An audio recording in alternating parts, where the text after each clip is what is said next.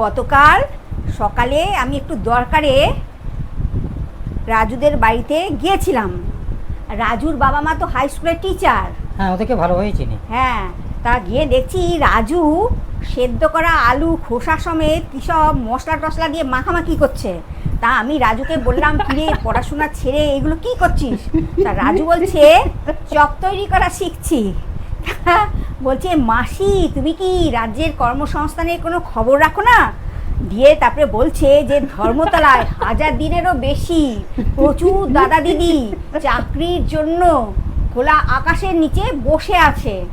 তখন তারপরে রাজু আমাকে বলছে যে ভবিষ্যতে ধরো এই চপের দোকান করে আমি হয়তো আমার পেটের ভাতের সংস্থান করব।